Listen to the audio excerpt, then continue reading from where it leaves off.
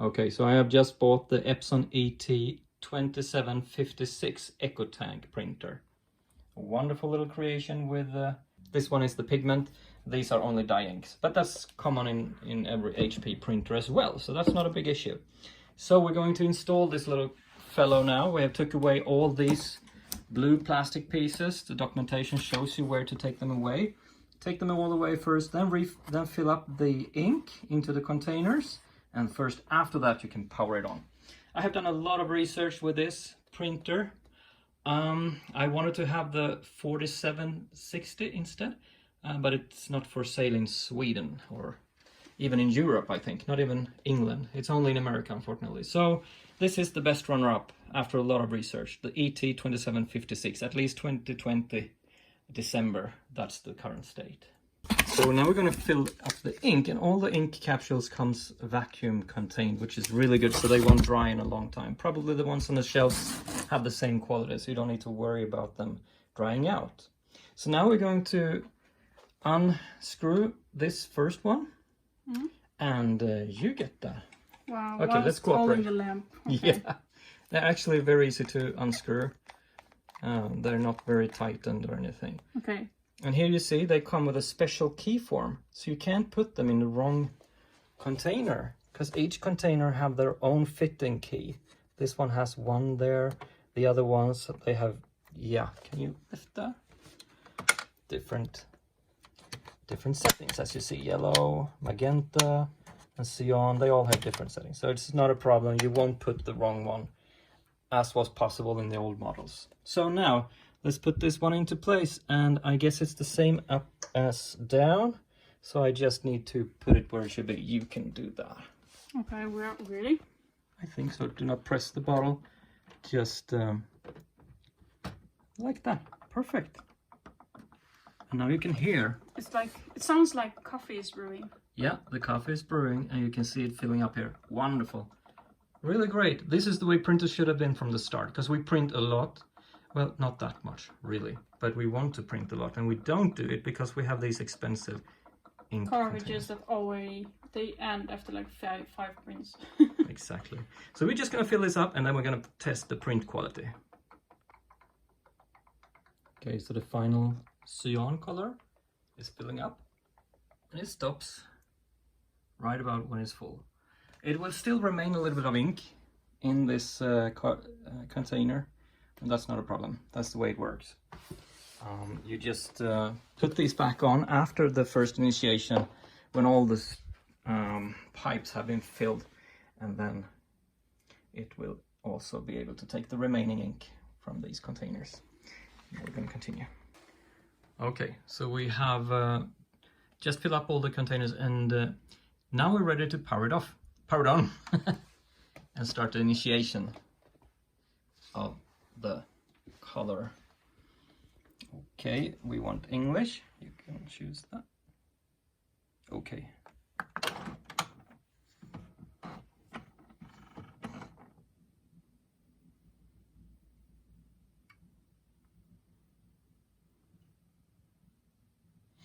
One reason I wanted to have the 4750 was because it has an extra paper tray here. Unfortunately, this model, like all the cheap models of ecotank or smart tank from HP in Sweden, they have this. You need to lift up here. There was one extra I had missed out. One blue little piece of tape. So you have to do like this, unfortunately, and fill up paper here. But that's something I had to take. Okay, see the start here sheet to complete initialization. Då får du trycka på frågetecken i 3 sekunder. And we press the question mark for 3 seconds. 2, 3. Start initialization. Confirms that tanks are filled with ink. How to on OK or start on this one. So. I think I should fill up the paper now. Now it says that we should give it 10 minutes, and it will start to fill up the cartridges with the okay. With ink. Yeah. In the meanwhile, we're going to prepare with some paper. Yes. Okay, So initialization is now complete, and you can tell that from that the containers have now been moving some of the ink into the pipes and machinery in the printer. So the remaining ink here is now what we are going to fill into here and fill the gaps. So let's do that one more time. And after you have filled up the final of the last ink, you go into the menu and you select to reset all the ink levels or colors that you have filled up. Okay, now I've selected all of them, and then I press this little favorite button that's everywhere.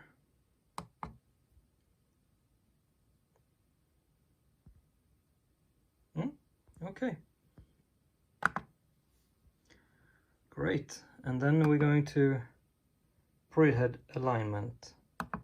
Print head alignment. Okay, we can do two things here. Let's see what we're going to do. Okay, so now I have configured a printer and I have performed some printouts. And the result is actually not that great. This is the printouts from the Epson printer 2756. And this is from my previous printer, my HP printer. And you can tell that this is a... Well, I made some images here. I'm going to make a card game. And you can tell it's a lot of more dots. Some parts are not even visible what it is going on there. Whilst on the Epson printer it is much better. Actually, this is not very visible on this printout. Anyhow, the default is that there is a lot more dots going on in the Epson printer compared to the HP printer. It looks a bit different when I'm filming it, I can tell. But for a visual eye, it is much more dots on this one than on this one. At least what I can tell. I can tell on the video it's not that bad. I tried a lot of different settings. Tried to improve this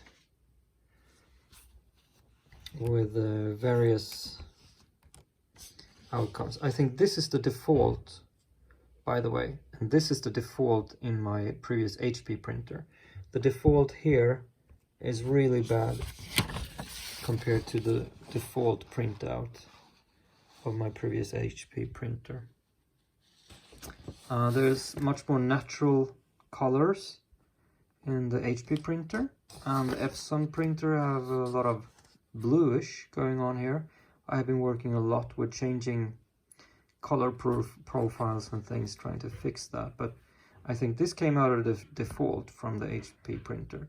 Now my heads needed some cleanup on this one, but anyway, the photos are vivid, nice colors, natural colors, and less dots, as we see here.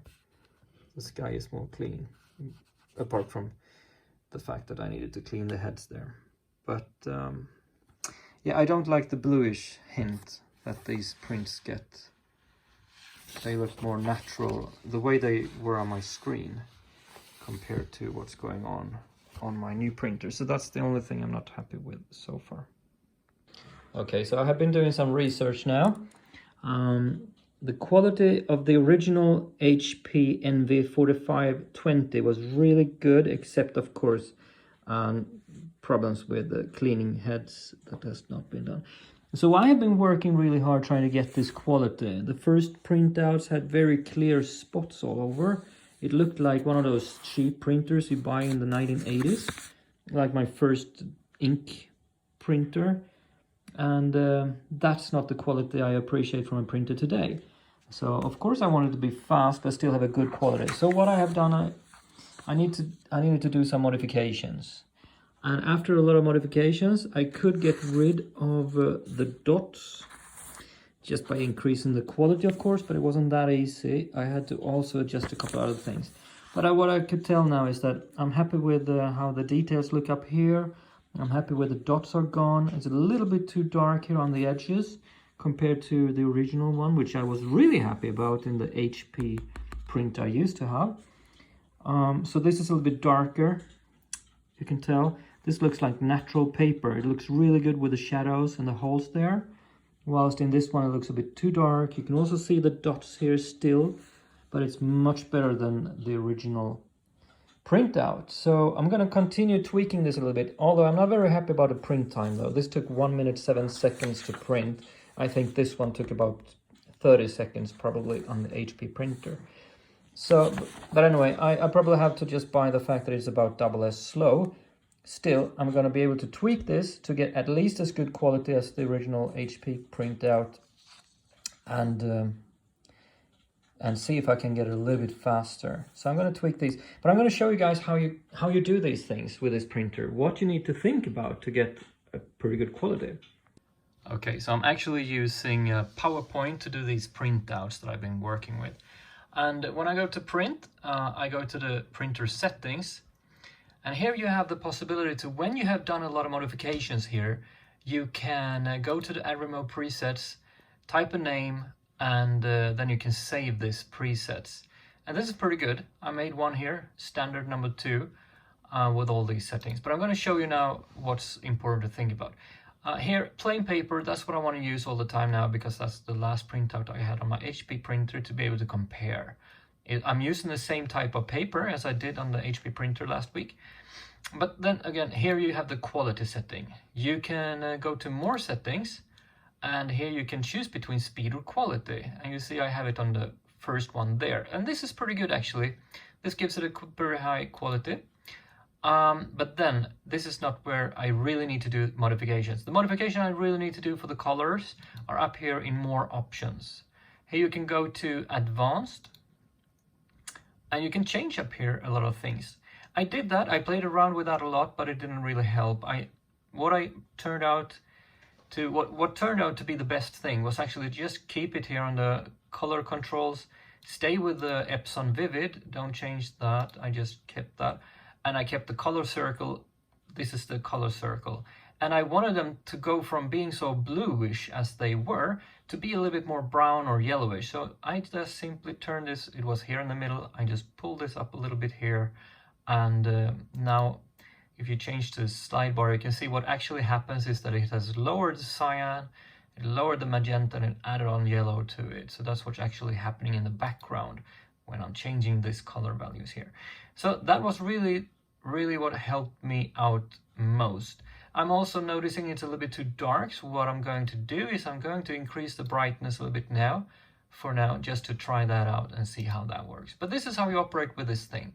I'm a little bit confused about one thing though, and that is the fact that up here in the maintenance, you can also go to extended settings. And here you have the possibility to change standard resolution.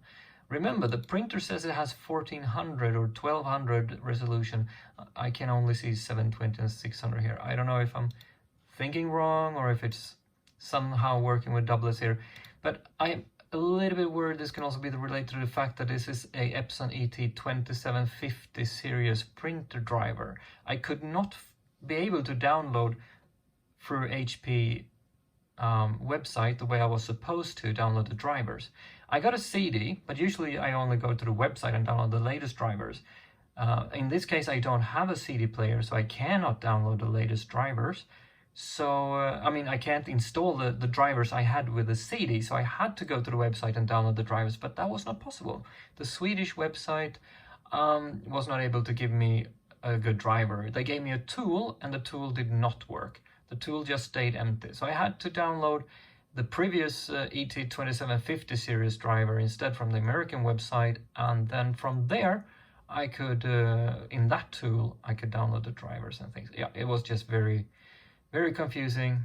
Didn't really work the way it was supposed to. So Epson, terrible with the drivers download website page in Sweden. I must just say, worst ever. And also the fact that the first printout on this very expensive printer, which is like, I think 6 times more expensive than the previous printer I bought for 50 euros, the HP Envy 4520, was very good. Well, maybe it was a bit more than 50 euros, but anyway, it was much better printout in the default settings. I had to go in and do all these color corrections, etc., to get it to look at least decent. It looked really like the Epson stylus inkjet printer I had 1994, which is just terrible. So, in my opinion, I might be exaggerating this now. But this is what you needed to do. Remember this, more options and advanced. There you can correct these colors. You probably need to do something here immediately. And also you can go to the quality settings, and you don't need to use the standard Vivid or high. You just go to more settings, increase this one level. I would say that is quite good enough for normal papers to get a good quality. And when you're done with all those settings here and you feel good about it, then you just go here to add. You type a name here, you add some comment, select some stupid icon, and then you click save, and you'll be happy. Good luck with your printers.